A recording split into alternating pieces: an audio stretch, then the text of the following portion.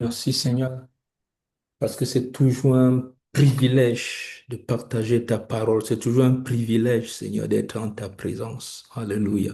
Nous prions que par le Saint-Esprit, tu puisses édifier nos cœurs. Nous prions que par le Saint-Esprit, tu puisses édifier nos âmes. Nous prions que par le Saint-Esprit, que nos cœurs soient aiguisés, Seigneur, que tu nous conduis dans les profondeurs de ta parole, dans les profondeurs. Seigneur, que nous arrivons dans les profondeurs de ta parole, que tu nous visites par le Saint-Esprit. Alléluia, sois béni pour ce temps. Enseigne-nous, Saint-Esprit. Allez, enseigne-nous, Saint-Esprit. Nous te supplions, enseigne-nous. Enseigne-nous ta parole. Enseigne-nous les mystères cachés, les plus profonds, Seigneur, de ta parole. Que ton nom soit béni dans le nom de Yeshua. Alléluia. Nous avons vu la dernière fois, nous sommes en train de voir, comme j'ai dit tantôt, nous sommes en train de voir le livre de la Genèse, le livre de la Genèse qui est un livre des commencements, le livre de la Genèse qui est un livre de base, et je dis souvent que c'est très important de pouvoir comprendre cette réalité spirituelle, cette réalité biblique, cette réalité hébraïque, c'est que le livre de la Genèse est le livre qui comporte toutes les prophéties concernant le déroulé de l'humanité, le déroulé du plan de Dieu jusqu'au retour du Mashiach. Nous voyons que Moïse a prophétisé même sur les temps de la fin concernant Israël, concernant le salut, comment ça va se passer. Nous aurons l'occasion de revenir sur ces notions-là avec l'aide de l'Éternel, avec l'aide du Maître du monde.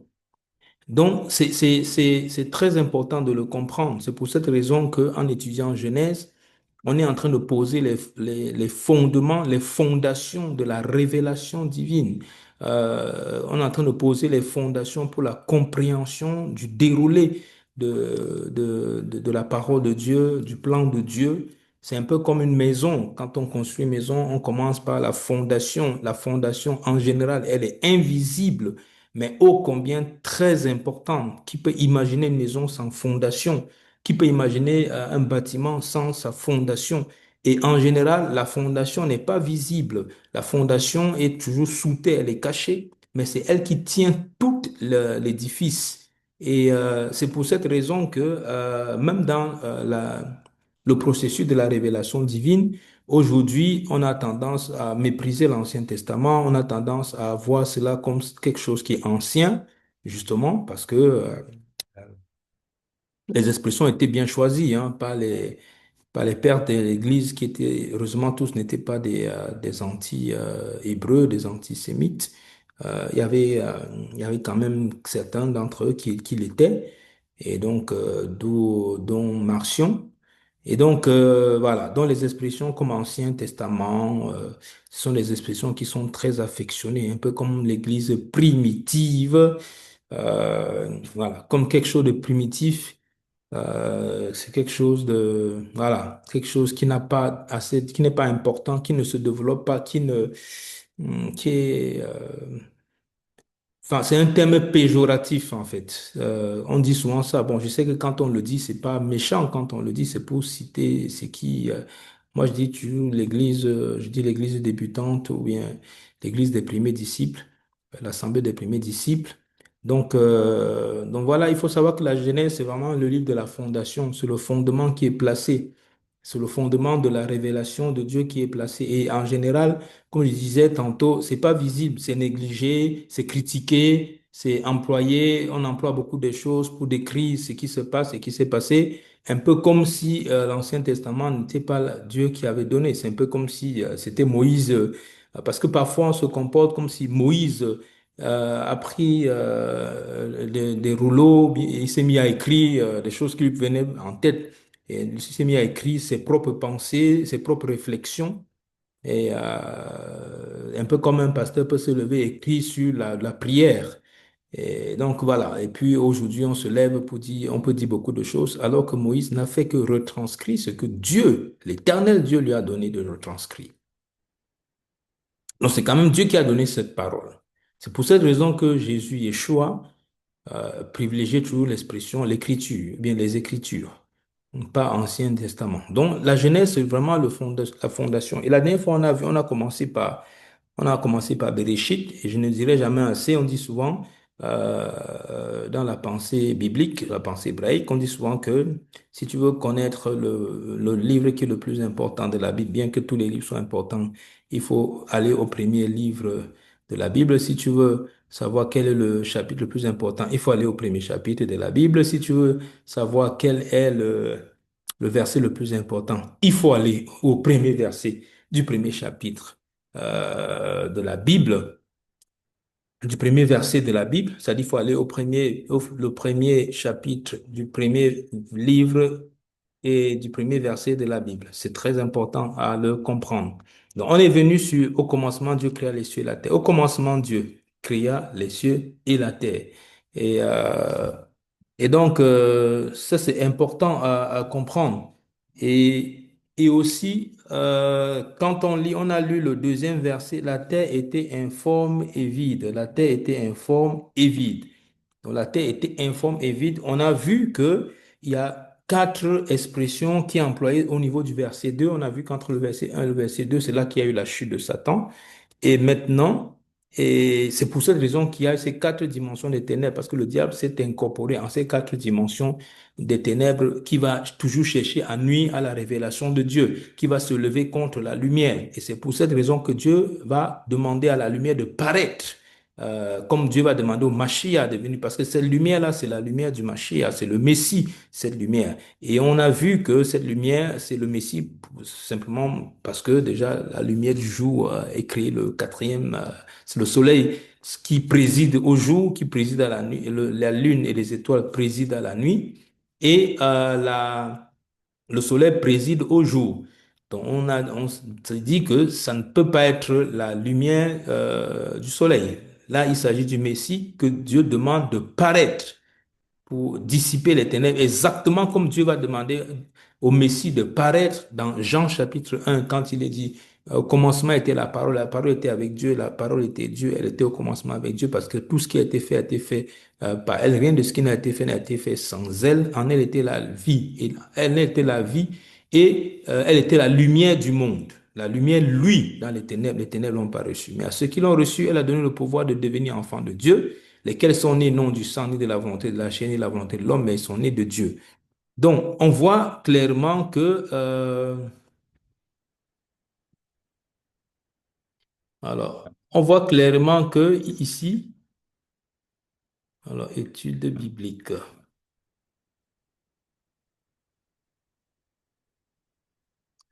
On voit clairement que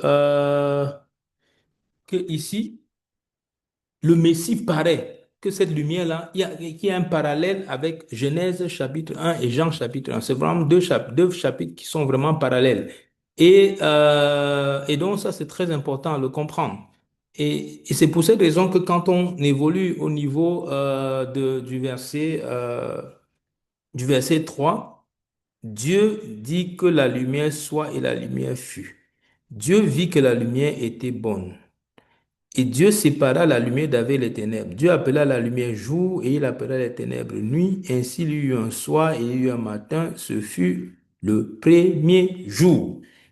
Et puis on va voir plus tard que Dieu va juste séparer la lumière d'avec les ténèbres. Alors, aujourd'hui, c'est quelque chose qu'on se pose comme question, parce qu'on se pose la question de savoir, maintenant, si Dieu et je me suis posé cette question-là. Je réfléchissais, quand je réfléchissais sur sur aujourd'hui, sur cet après-midi, sur ce soir, je me suis demandé une chose, c'est que, mais si cette lumière effectivement est la lumière du Messie, d'où vient, d'où vient que Dieu dise, il y eut un soir, parce que moi, aujourd'hui, vraiment, c'est en termes de questions on va faire le coup, hein. Alors, je vais envoyer juste le lien à une personne. Alors, je vais juste, je fais tout à la fois. Je vais envoyer vite fait le. Donc, la question qu'on a en droit de se poser, et je pensais qu'on allait se la poser cette question. La question qu'on a en droit de se poser, c'est celle de savoir si, voilà les informations.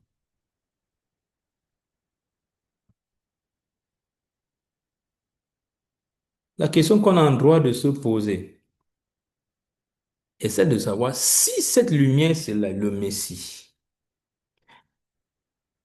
Pourquoi et que ce n'est pas la lumière du jour? Je pensais qu'on allait me poser cette question parce que je me la suis posée. Et que ce n'est pas la lumière du jour. Comment se fait-il donc que Dieu appelle cela jour, il appelait les ténèbres nuit, il y eut un soir et il y eut un matin, ce fut jour un. Et il faut savoir que on est au niveau du troisième et quatrième verset de la Bible, hein. On a aussi vu le cinquième et le sixième. Voilà, on est dans ces 4, 5, 6. Genèse chapitre un. On s'est posé la question de savoir pourquoi, euh, si cette lumière est la lumière du Messie. Et je me la suis posé cette question. Et vraiment, alors, un instant.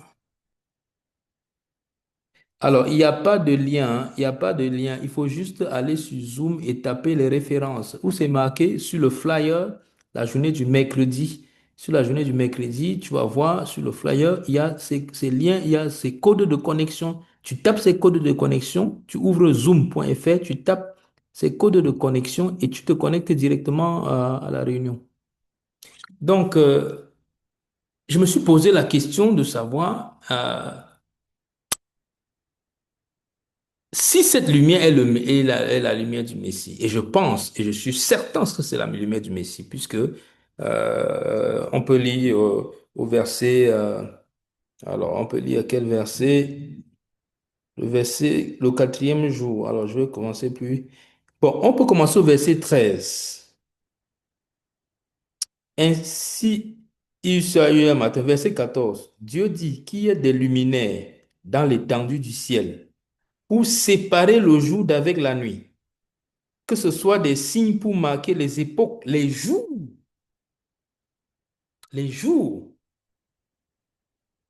et les années, et qu'ils servent de luminaire dans l'étendue des cieux pour éclairer la terre, et cela fut ainsi.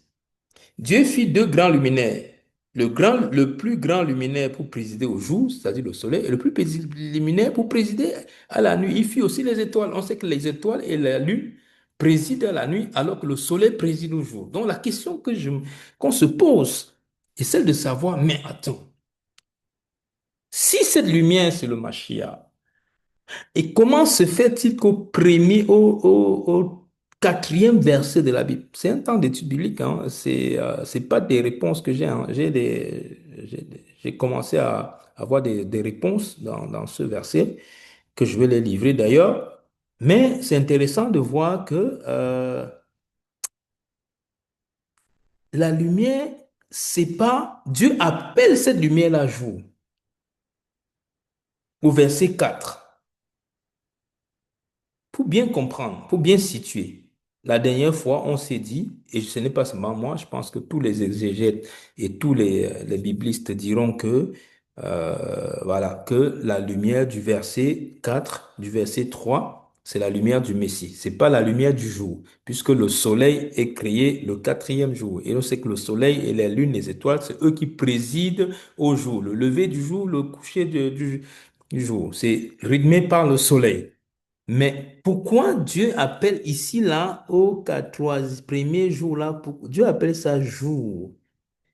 Dieu appela la lumière jour et il appellera les ténèbres nuit. Ainsi, il y eut un soir et il y eut un matin. Ce fut jour un en hébreu, hein. Yom Echad en hébreu. C'est pas le premier jour, c'est pas Yom Rishon qui est marqué en hébreu, c'est Yom Echad. Et ça, c'est aussi un autre, on va voir ça ce soir. Pourquoi Dieu appelle ça, pourquoi il est appelé ici Yom Echad au lieu de Yom Rishon en hébreu, parce qu'on s'attendrait à ce que Yom Rishon en hébreu, c'est le premier jour, et Yom Echad, c'est jour un. Et pourquoi cette différence-là? Pourquoi cette différenciation-là?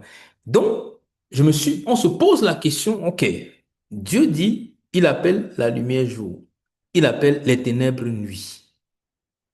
Est-ce que ce jour et ce nuit, appelé dans le verset 4, verset 5, est-ce que c'est le jour que nous connaissons là?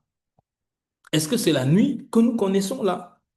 Moi, je ne le pense pas. Je ne le pense pas. Pourquoi? Parce que Non seulement ça, quand la lumière vient, qu'est-ce que la lumière va faire? La lumière va séparer les ténèbres d'avec la lumière. Ça, c'est d'abord un fait marquant. Ça, c'est pas commun. Il n'y a jamais une séparation qui est faite entre la lumière et les ténèbres. Quand la lumière vient quelque part, elle ne vient pas séparer les ténèbres. Quand la lumière vient quelque part, fait disparaître les ténèbres. Elle ne vient pas séparer. Et là, on constate que la lumière vient. Si ici, bon, comme ça va se passer dans quelques temps, hein, parce qu'ici, là, la lumière s'éteint. Quand ça s'éteint, c'est le noir. Et quand la lumière vient, le noir disparaît. Ça ne vient pas mettre le noir, une partie, on voit qu'il y a le noir, mais qu'est-ce qu'on appelle séparation? Ça veut dire que je vais mettre juste une division. D'un autre côté, il y a le noir, d'un autre côté, il y a la lumière. Ça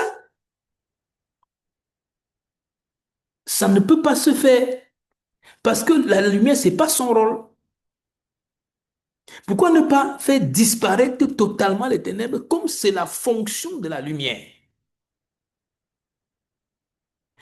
Et moi, je pense, donc je viens sur les éléments de réponse parce que je fais cette étude en termes de questions.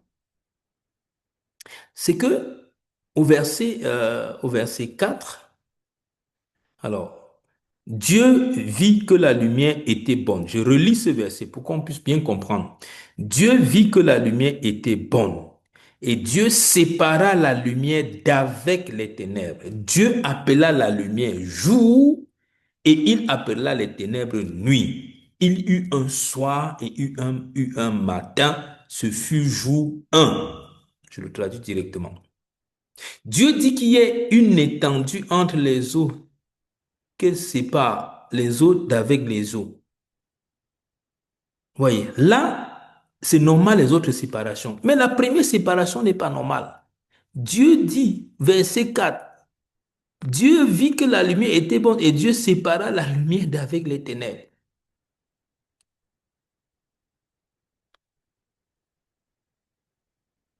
Et donc, pourquoi, et Dieu appelle cette lumière-là jour.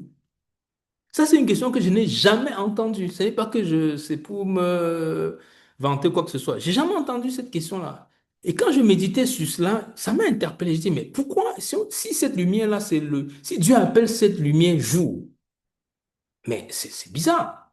Ça suppose, mais ça veut dire que le soleil est donc vient créer quelle séparation, puisque c'est le soleil qui, c'est à partir, c'est pour cette raison que selon le calendrier, le véritable calendrier qui est connu comme le calendrier d'Enoch, qui est le calendrier biblique, qui est le calendrier hébraïque, c'est pour cette raison que dans le calendrier d'Enoch, qui est le calendrier qu'a utilisé les principaux pères, bien les principaux sages d'Israël, les véritables, ce calendrier-là, le premier jour du mois tombe toujours un mercredi.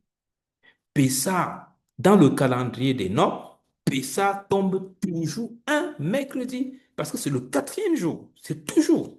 Parce que Pessah, pourquoi je dis ça? Parce que Pessah, c'est Pâques. Pâques, c'est le quatorzième jour. Donc le premier jour du mois, ça tombe toujours un mercredi. Pourquoi? Parce que la comptabilité des jours est faite à partir du quatrième jour, à partir de ce jour-là, c'est là que la comptabilité commence. Parce que c'est à partir de ce moment-là qu'est créé le soleil et la lune et les étoiles. Donc la comptabilité des jours commence ce quatrième jour. C'est là qu'on commence à compter les années. C'est là qu'on commence à compter les mois, on commence à compter les années. Parce que Dieu crée justement cela pour cela. Et maintenant, on va voir quelque chose qui est quand même, à mon avis, quand même spécial. C'est que pourquoi Dieu donc appelle cela jour? J'en viens à la réponse. J'ai déjà tellement posé la question. Simplement, moi, je pense que ce jour-là n'est pas le jour que nous connaissons. Cette nuit-là n'est pas la nuit que nous connaissons. Je pense que cette nuit, ça rejoint un peu la pensée biblique, la pensée de Paul et des autres quand Paul dit le jour est avancé, la lumière approche. Quand le Messie dit travailler pendant qu'il fait jour, quand le Messie dit travailler pendant qu'il fait jour, parce que la nuit arrive où personne ne pourra plus travailler. Je pense que ça fait allusion au jour du Seigneur. Ça fait pas allusion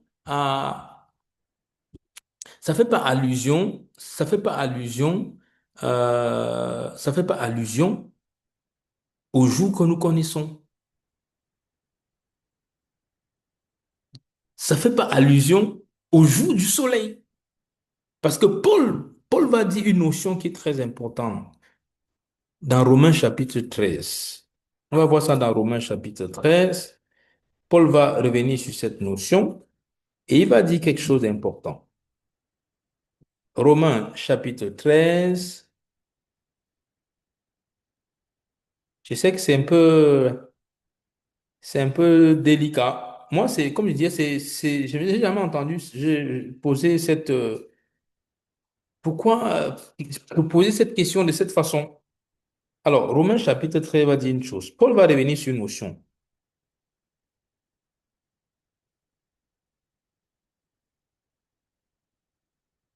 Romains chapitre 13 verset 12. La nuit est avancée, le jour approche. Dépouillons-nous donc des œuvres des ténèbres et revêtons les armes de la lumière. La nuit est avancée, le jour approche. Donc, cette nuit-là, quelle est cette nuit?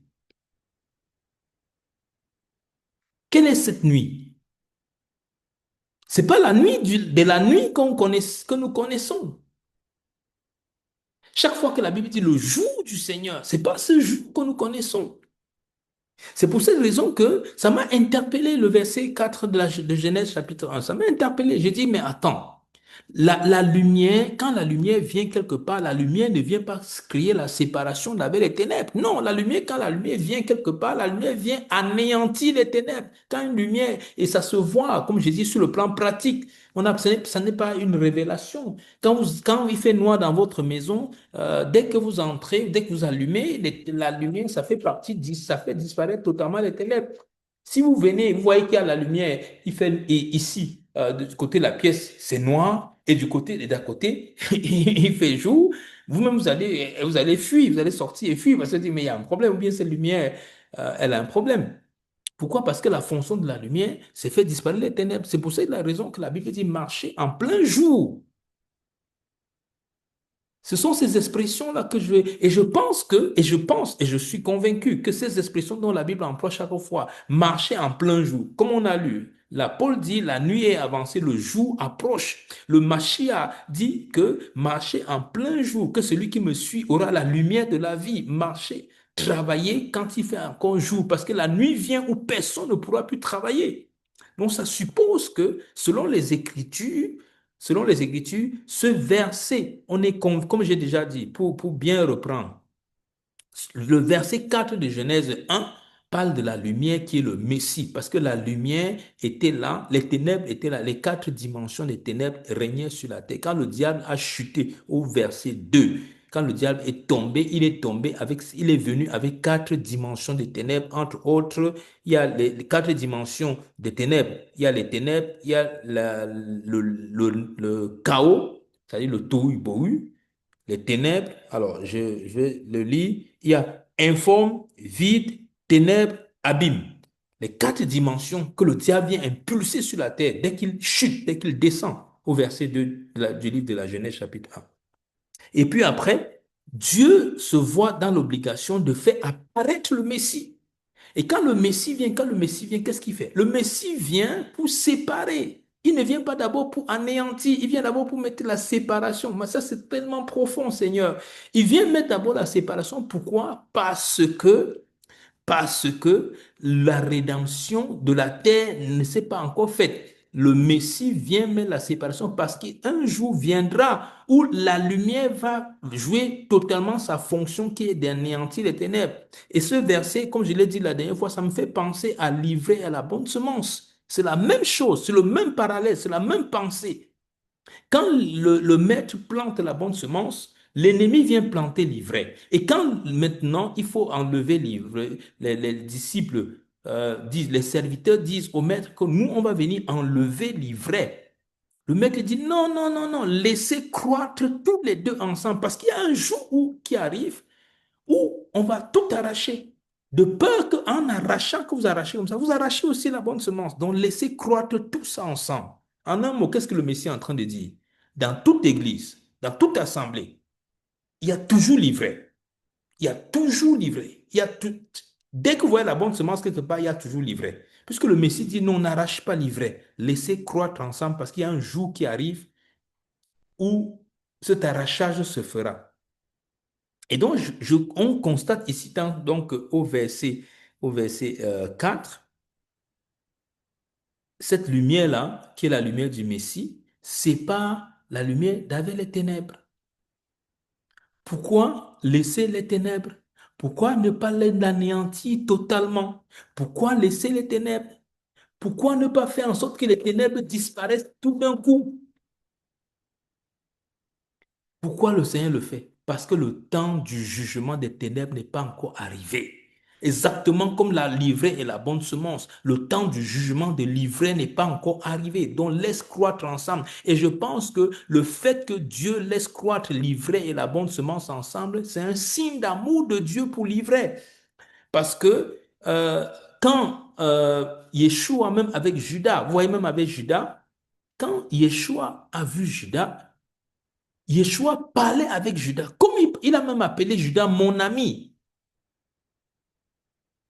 Je pense que le fait qu'il disait, il disait des choses à Judas par rapport au fait que Judas allait le trahir, je pense que il s'attendait à ce que le Judas change d'avis. Parce que le but de Dieu, même quand Dieu laisse la livrée croître, c'est parce que Dieu espère que l'ivraie va basculer du bon côté de l'histoire. Parce que Dieu espère que l'ivraie peut changer pour devenir la bonne semence. Parce que Dieu espère que le pécheur peut changer. C'est pour cette raison que là, dans ce verset 4, Dieu ne va pas faire disparaître les ténèbres. Il va mettre la séparation. Parce que celui qui va mettre, parce que le temps arrive où la lumière va totalement anéantir les ténèbres. C'est pour cette raison que Paul dit, et c'est ce jour-là dont il est question, Paul dit, il appellera, et je suis convaincu, reste convaincu, et moi je vous dis que c'est la première fois que j'entends ça, parce que, enfin, que je reçois ça, parce que on s'est jamais posé, je me suis jamais posé cette question. De toutes les façons, je parle pour moi, je me suis jamais posé cette question, de savoir que, mais attends, si la lumière du verset 4, c'est le Messie, c'est pas la lumière du jour que nous connaissons. Si les ténèbres qui est dit ici au verset 4, c'est pas la nuit que nous connaissons là, mais pourquoi donc, si c'est pas ça, et pourquoi Dieu appelle lumière jour, il appelle ténèbres nuit? Et que plus tard, au verset 14 de Genèse 1, il crée les luminaires, il donne la fonction. Il donne la fonction à ces luminaires de rythmer la nuit et le jour. Parce que je pense que ce jour dont il est question, ce jour-là, c'est le Messie. C'est le jour du Seigneur. C'est ce jour dont la Bible parle chaque fois. C'est ce jour que la Bible dit, le jour du Seigneur. Comme Paul dit, la nuit est avancée. La nuit dont il est question là, comme Paul parle, cette nuit-là, ben, c'est la lumière, c'est la nuit, c'est les ténèbres, c'est la puissance des ténèbres, c'est le diable qui agit. Et ce jour dont il est question, bah, c'est le jour du Seigneur. C'est le jour où le Seigneur vient. C'est le jour où Dieu vient juger totalement. C'est le jour où les ténèbres vont totalement disparaître. Parce que Dieu a arrêté un moment où les ténèbres vont totalement disparaître. Et ce temps-là n'est pas encore venu. Exactement comme Dieu a arrêté un moment où l'ivraie va être arrachée. Et ce temps-là n'est pas encore venu. Donc cette lumière-là, dans ce jour-là dont il est question, c'est le jour où le Seigneur vient. Et pourquoi je pense ça? Parce que l'expression qui est employée, pourquoi l'auteur écrit plutôt Echad au lieu d'écrire Yom Rishon, comme le français, c'est mal traduit en français. En français, il y a certaines versions qui le traduisent bien, puisqu'il est écrit ce fut le premier jour. En hébreu, c'est Yom Rishon, et Yom Echad, c'est-à-dire ce fut jour un. Vous allez me dire que mais jour un et premier jour, c'est la même chose. Non, c'est peut-être la même chose en français, mais c'est pas la même chose en hébreu. Parce qu'on sait à quoi Echad est attaché. On sait à quoi Echad est relié. On sait que Echad, ça fait partie de l'un des noms de Dieu. Puisque le Shema Israël, c'est, voilà, Shema Israël, Adonai Eloheinu, Adonai Echad. Écoute, ô Israël, l'Éternel, notre Dieu, est un. Donc, ça suppose que Yom Echad, pourquoi? Parce que dans ce verset, on est en train de parler du Messie. Dans ce verset, on est en train de parler du Messie. C'est pour ça qu'on emploie cette expression de Echad.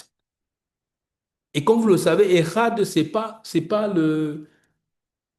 Echad en hébreu, c'est l'unicité. C'est pour ça que la Bible emploie aussi ce mot Echad quand il s'agira de l'homme et la femme. L'homme quittera son père et sa mère, s'attachera à sa femme, et les deux deviendront Echad. Donc, Echad, c'est pas la notion de Rishon. Même si Dieu s'appelle Arishon Ve'Achon, le premier et le dernier, la Lev Tav, l'alpha, l'oméga. Mais on voit qu'ici, il s'agit d'Echad. Exactement comme l'homme quittera son père, sa mère, sa femme, les deux deviendront Echad. C'est ce qui est écrit en hébreu. Donc, Echad, c'est pas unité dans le sens que je suis seul dans la barque. Echad, c'est une unicité, c'est plusieurs choses qui est unie ensemble. Bon, vous allez me dire que non, ça va faire penser, bon, vous allez dire, mais pourquoi les Juifs eux-mêmes ne pensent pas directement à la dimension, la dimension triunitaire de Dieu? Vous avez compris que je n'ai pas dit trinité, mais dit triunitaire. Je préfère triunitaire. À la dimension triunitaire de Dieu. Parce que, il est écrit, faisons l'homme à notre image. Bon, ils ont trouvé toutes sortes d'explications pour pouvoir ne pas dire que, bon, ouais, parce que la Bible dit que tout a été fait par la parole. Et que ça signifie que Dieu est Echad. Quand on dit Echad, ça ne veut pas dire forcément que Echad, dans la notion que Adonai Echad, ça veut pas dire que le Messie n'est pas Dieu. Ça ne veut pas dire qu'il n'y a pas cette notion, parce que la notion de la divinité du Messie, c'est pas une notion qui est actuelle. Hein. C'est pas une notion. La divinité du Messie, il faut savoir que le peuple juif croyait à la notion de la divinité du Messie. C'est juste qu'à cause de l'histoire, à cause du christianisme, pour se distinguer du christianisme, de plus en plus, ils ont affirmé la notion de Adonai Echad comme étant une notion que ça signifie que Dieu est un dans le sens que la divinité du Messie, que Yeshua, en l'occurrence pour nous, n'est pas Dieu, parce que Adonai est Echad, parce qu'il est seul. Oui, mais Echad, sinon le mot Echad qui est employé, pourquoi le mot Echad sera employé pour l'homme et la femme? Ben, ils ne sont pas dans la pratique, ils sont pas, ben, ils sont deux personnes, je veux dire. Mais on emploie le mot Echad, alors qu'ils sont deux. Et donc, c'est pour cette raison qu'ici, là, on voit donc que la Bible emploie cette notion d'Echad pour faire comprendre que la lumière vient participer à la création. La lumière n'est pas créée. Attention, la lumière n'est pas créée. La lumière qui s'agit ici, là, c'est pas une lumière qui est créée. C'est pour ça que la traduction qui dit que la lumière soit, la lumière fut, c'est pas totalement ça en hébreu. On va plutôt dire que la lumière paraisse. C'est pour ça que quand Dieu voit que les ténèbres ont rempli le monde, Dieu demande au Messie de paraître. Exactement comme quand Israël était dans l'état de ténèbres, dans Jean chapitre 1, la lumière vient chez les siens. Exactement ici. La lumière est d'abord venue pour éclairer la terre. Maintenant, la lumière vient pour éclairer les hommes. Parce que cette première lumière vient mettre la séparation. Attention, écoutez-moi bien. Cette première lumière vient mettre la séparation dans le monde de la création. Alors que la lumière qui est dans Jean chapitre 1 vient mettre la séparation dans les humains. Cette lumière-là vient pour les humains pendant que cette lumière-ci vient pour la création. Parce que même la création attend la rédemption, nous dit la Bible. La création soupire après la rédemption.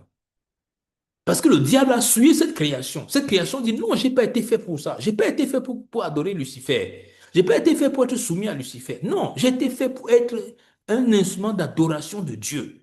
J'ai été fait par l'Éternel, j'ai été fait pour adorer Dieu. J'ai pas été fait pour adorer Lucifer. J'ai pas été fait pour être un instrument du diable, ou bien des fils des ténèbres, ou bien des fils du diable. J'ai été fait pour honorer Dieu. Donc même la création soupire. Elle veut revenir à son Créateur. Elle veut vivre sa mission principale. C'est pour cette raison que dans Romains chapitre 1, il nous est dit qu'ils sont donc inexcusables parce que Dieu s'est révélé au travers de la création. Cette divinité, enfin, je veux dire, sa puissance se voit comme à l'air nu. Ils sont donc inexcusables parce que au travers de la création parle de la personne de Dieu. La création proclame la personne de Dieu. Donc même au travers de la création, les hommes devraient croire en Dieu. Mais ils ne le font pas. C'est pour cette raison que même la création souffre parce que c'est pas pour ça qu'elle a été faite. N'oubliez pas que la création est vivante, hein. La dernière fois, pour ceux qui étaient là à l'étude biblique dernier, c'est ce que je disais, que c'est pour cette raison qu'il a, dans le verset 1, dans le verset 2, il nous dit Alpneteom en hébreu, le visage de la terre. L'Esprit de Dieu se mouvait sur le visage de la terre. Il n'est pas dit surface, parce que la surface est quelque chose d'inerte, alors que visage, c'est quelque chose de vivant. C'est pour cette raison que la Bible emploie le mot pné en hébreu, ce qui ne veut pas dire surface, mais qui veut dire visage. Et c'est pour cette raison que les éléments de la nature, c'est pour cette raison que le psalmiste parle à la nature. Terre, ciel, arbre, réjouissez-vous, bondissez de joie, célébrez l'Éternel. Arbre dans les champs, bénissez le nom de l'Éternel. On va voir David, on dit, mais il est fou, comment il peut parler aux arbres et tout ceci là. C'est pour cette raison que les fils de ce monde, la Bible dit que les fils de ce monde sont plus intelligents que les fils de Dieu. Parce que les fils de ce monde savent que les éléments de nature sont des éléments à qui on peut parler. Aujourd'hui, vous avez même des mouvements, des gens qui partent parler aux arbres, ils embrassent les arbres. J'ai vu ce mouvement-là, ils font des bisous aux arbres, ils embrassent les arbres. Enfin, ouais, ils n'inventent rien. David le savait, que ce sont des éléments vivants. C'est pour cette raison que la Bible emploie le mot apné, qui veut dire visage, parce que c'est vivant. Donc, il faut savoir que la création soupire, elle est vivante, elle soupire, elle la souffre, elle veut revenir à son créateur. Elle veut vivre ce pourquoi elle a été faite. Elle a été faite pour célébrer Dieu. Elle n'a pas été faite pour être utilisée pour les pesticides et les choses, machin. Elle souffre. Elle a été faite pour adorer Dieu, pour exalter Dieu. Elle n'a pas été faite pour être utilisée comme élément pour pouvoir faire la sorcellerie, la magie, toutes ces choses-là. Elle a été faite pour célébrer Dieu. Les arbres, la foudre. La foudre a été faite pour célébrer Dieu, pas pour être utilisée comme un instrument pour aller détruire les gens. Vous savez que dans certains milieux, les sorciers utilisent la foudre. Oui, pour détruire, pour tuer les autres. Ils n'ont pas été créés pour ça. Donc même la création soupire après la rédemption. La création attend la rédemption. Donc ici, là, le diable a souillé la création. Et cette lumière-là vient d'abord vient pour la création, après elle vient pour l'homme. Puisque la création précède à l'humanité. La création précède l'homme. Et elle vient pour cela. Et c'est pour cette raison que maintenant, dans Jean chapitre 1, la lumière vient pour les humains. La lumière, lui, on peut même lire Jean chapitre 1, j'aime beaucoup, j'aime tellement ce chapitre. C'est un chapitre que j'affectionne énormément. J'aimais prendre plaisir à le réciter. Parce que Jean chapitre 1, on va commencer au verset 1.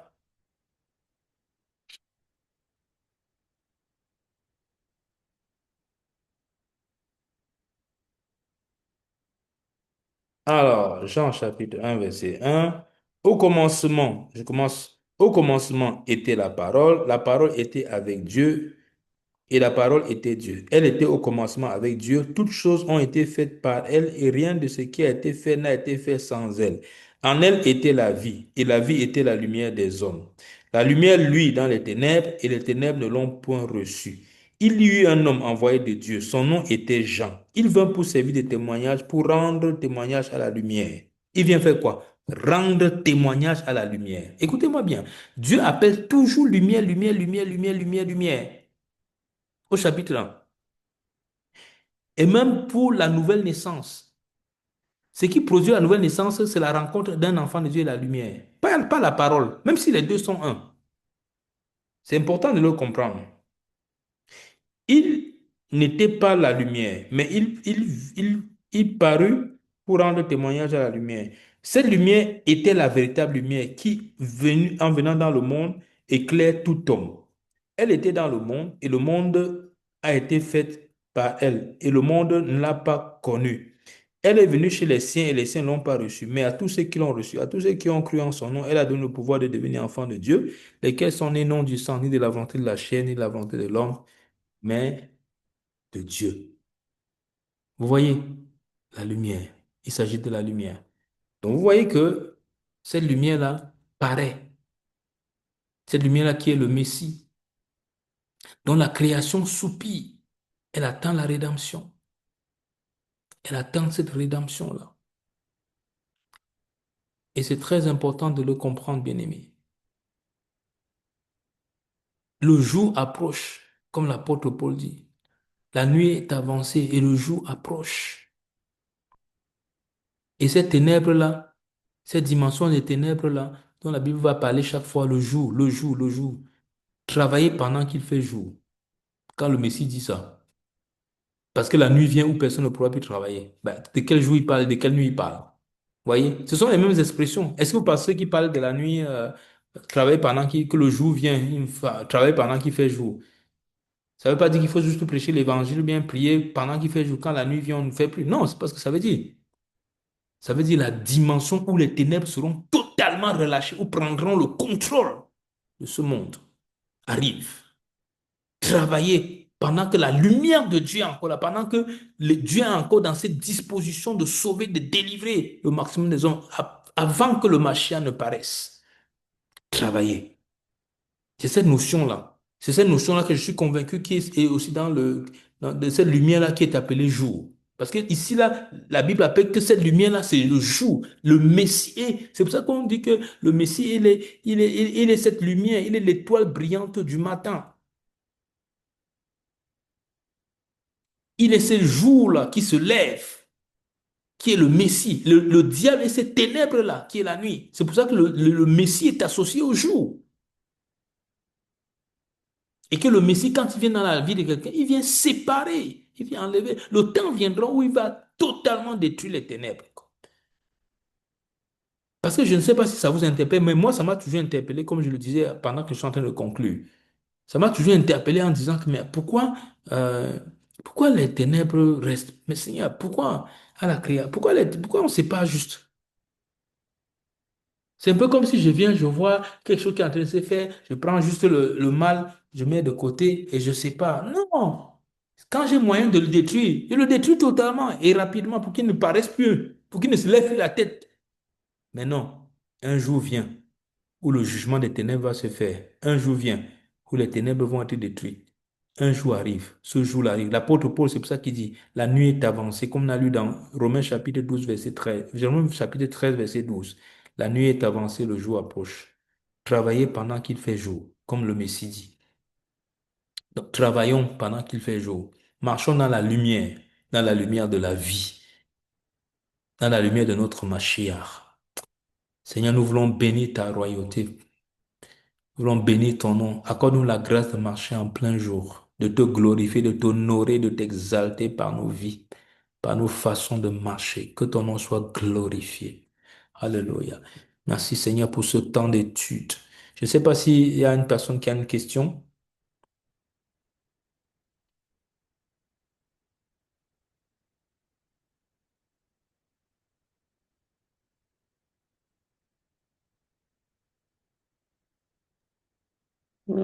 Shalom, pasteur. J'ai pas de questions, hein. Déjà, je suis Mhm. arrivée en retard, je suis désolée. Donc, Non, non, c'est pas grave. Tu as pris C'est pas le. évident, hein. C'est assez subtil, hein. C'est ouf. Oh, ouais, c'est vrai que bon, c'est, ça m'a interrogé. Ça m'a interrogé en disant que mais cette lumière-là, alors, pourquoi elle est associée au jour? Si c'est ce jour qu'on connaît là, bon, le Messie est associé à ce jour, oui. Mais c'est une plus grande symbolique. Mm. C'est une plus grande symbolique. C'est pas que ce jour-là que nous voyons. Et c'est pour ces raisons que, il ne détruit pas les ténèbres. Parce que l'homme devra faire le choix. Parce que ces ténèbres-là, en fait, l'une des raisons pour lesquelles les ténèbres perdurent, c'est pour que l'homme puisse opérer un choix. C'est pour cette raison que même dans le jardin Éden, ces ténèbres-là sont aussi arrivées pour que l'homme puisse opérer un choix. Il faut que servir Dieu et choisir Dieu soit, il faut que servir Dieu, aimer Dieu soit le choix de l'homme. Ça ne doit pas être une contrainte, ça doit être un choix conscient. C'est pour cette Euh, raison. En fait, ouais, j'ai une question parce que tout à l'heure, tu as dit que Dieu espère que l'homme va changer. Mhm. Mais en même temps, il sait déjà si l'homme va changer ou pas. Oui, ça fait partie de ce qu'on dit toujours la prédestination. C'est toujours un débat de la prédestination. Parce que pourquoi Dieu ne fait pas mourir le méchant? Dieu aurait pu faire mourir Judas avant qu'il ne trahisse. Mm. Mais dans le principe d'amour de Dieu, même s'il sait les choses à l'avance, Dieu connaît, il n'y a rien qui échappe à Dieu. Dieu sait tous ceux qui seront en enfer. Il Mm. sait tous qui iront au ciel. D'accord. Mais Dieu va tout faire comme un père. Il va tout faire. Parce que sa justice lui impose de faire les choses justement. D'accord. Il ne peut pas se lever et dire non, il a besoin, il va faire tout. Il va faire tout pour que le péché puisse changer. Il va tout faire. Il va Mm. tout faire. Même s'il sait, il va tout faire. C'est comme un père. Il va tout faire pour sa fille parce qu'il l'aime. Parce que son amour va le presser à tout faire, Ok, à tout mettre d'accord. en œuvre. Et c'est ce que Dieu fait. Même si dans sa préscience, il sait déjà les choses à l'avance. Mais son amour ne peut pas. Il est Dieu. Mm. Dieu n'est pas explicable. Comment on explique les mathématiques? Dieu, il est en dehors du temps. Il nous dépasse. Il nous dépasse dans sa façon de voir, dans sa façon de penser. Il nous dépasse. Ah, il est Dieu. On ne peut pas le maîtriser, on peut pas le comprendre Mm. C'est clair. totalement. Et ça, il faut qu'on l'accepte souvent. Qu'on ne peut pas comprendre Dieu totalement. Parce que ses pensées sont dessus nos pensées. Il est l'infini. Il est le Ensof, le plus grand, le maître souverain, le suprême. Voilà. Il n'a ni commencement. Si déjà, je te dis de comprendre cela, comment tu vas faire pour comprendre qu'on te dit qu'un être n'a pas commencé, n'a jamais fini, il ne finira pas. Il faut quand même un début à quelque chose. Ah ben, il est venu, quelqu'un me demande, il est venu comment? Non, Dieu. Et non, il n'a jamais venu, il était toujours là. Mais comment ça, il était toujours là? Il faut quand même quelque chose. Comment? Non, de Ouais. tout, il a été toujours là. Mais comment le cerveau humain, comment un homme humain peut comprendre ça? Non, il ne comprend pas. Mm. Puisque dans le cerveau humain, les choses doivent commencer. Mais chez Dieu, non, il n'a jamais commencé. Il est de toute éternité. Comme il dit à Moïse, Yé Asher Yé, je suis qui je suis, je serai qui je serai. Il est Mm. de toute éternité, il y est. Il est dans un présent éternel. Il n'a pas de passé, il n'a pas de futur. Il est. C'est un mystère pour nous. Enfin, sujet de philosophie, on te donne l'éternité, tu ne pourras pas résoudre. Comment tu vas résoudre ça? C'est juste que dans sa préscience, on s'incline devant sa royauté, sa majesté. Mm. Hmm. Amen. Donc voilà. En tout, en tout cas, que l'Éternel vous bénisse. Chaque mercredi, on parcourt les Écritures, hein, je l'ai annoncé chaque mercredi, c'est dans le cadre du ministère. Et samedi, comme tu le sais, on a notre culte à 15 heures. Ok, Et les mercredis, on a l'étude biblique à partir de 19 heures. Donc voilà, il y a des personnes qui sont là, qui viennent, qui écoutent, qui suivent. Et voilà. Donc, on est là les 19 heures. Et la connexion, enfin les liens de connexion ne changent pas. Ça dit que les codes de connexion ne changent pas. C'est toujours les mêmes. ok, ça marche, merci. Merci beaucoup. Voilà. Je t'en prie. En tout cas, soyez bénis, que l'Éternel vous garde et que l'Éternel Amen, bénisse le amen, reste de votre amen, semaine qui nous éclaire de sa lumière et qui nous aide à marcher avec lui par notre Messie Yeshua. Amen. amen, Ve Amen. amen. Ve amen. amen, amen, amen. V, amen, V, ça veut dire quoi? V. Et amen. Et amen, ok. V en hébreu, ça veut dire et. D'accord. C'est amen et amen. Ok, amen. V, Amen. Ve. amen. Ouais, amen. Ve amen. Merci, bonne soirée. Merci. Bonne Bonne soirée, soirée. bonne semaine, Shalom. hein. Shalom. Shalom.